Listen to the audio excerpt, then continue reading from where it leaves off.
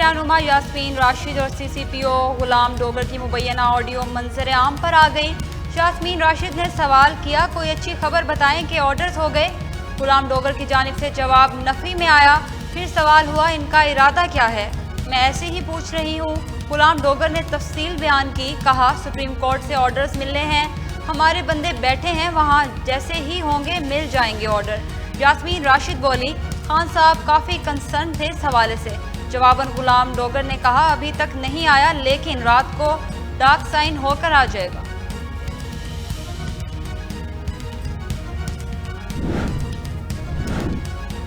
Karachi police office हमला, शोहदा की नमाज जनाजा अदा कर दी गई।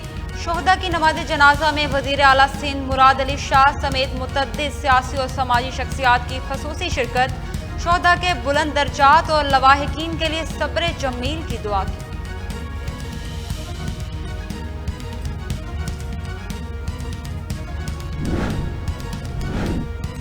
कराची पुलिस हेड ऑफिस हमला आवर मुबैना दहशतगर्दों की शनाख्त हो गई।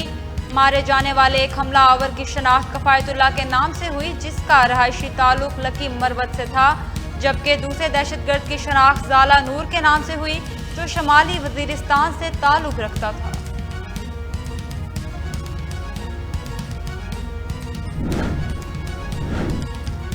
सदर मुमलिकत डॉक्टर आरिफ अलवी का कराची जिना अस्पताल का दौरा, जख्मियों की इयादत की। सदर मुमलिकत ने पुलिस और रेंजर एहलकारों की बहादुरी को सराहा। अमरीका की कराची पुलिस ऑफिस पर हमले की शदीद मजम्मत। अमरीकी तर्जुमान नेड प्राइस की जानिब से बयान जारी। लिखा, दहशतगर्दाना हमले में पाकिस्तानी अवाम के साथ मजबूती से खड़े हैं। तशद्दुद इसका जवाब नहीं है, इसे रुकना चाहिए। हमले में जाँ बहक अफराद के अहले खाना से तासियत और जख्मियों से इजहार हमदर्दी करते हैं।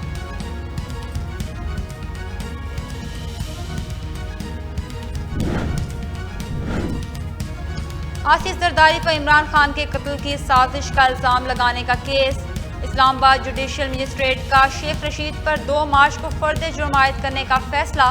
पुलिस ने शेख रशीद के खिलाफ चालान पेश कर दिया। थाना अपारा के SHO के खिलाफ इंदराज मुकदमा की दरख्वास्त वापस ले ली गई।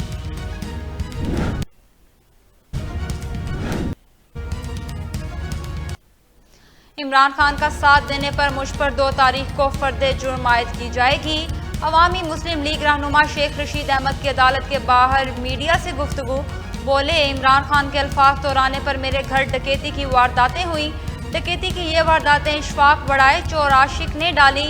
इशफाक बड़ाइच को राना सनाउल्लाह बलोचिस्तान से स्पेशल मेरे लिए लाए हैं कि मुझे डुबाया जाए। जब तक अल्लाह ना चाहे मुझे कोई नहीं डुबा सकता।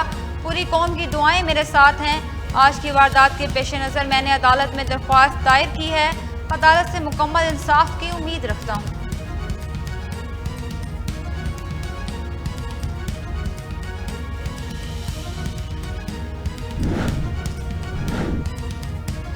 साबिक वज़ीर आज़म शाहिद खाकान अब्बासी ने हुकूमत से नैब का इदारा ख़त्म करने की अपील कर दी।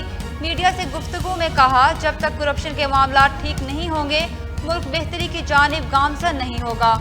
आज जो माशी, इंतज़ामी और सियासी बदहाली है, इसकी बुनियादी वजह यह नैब का इदारा है।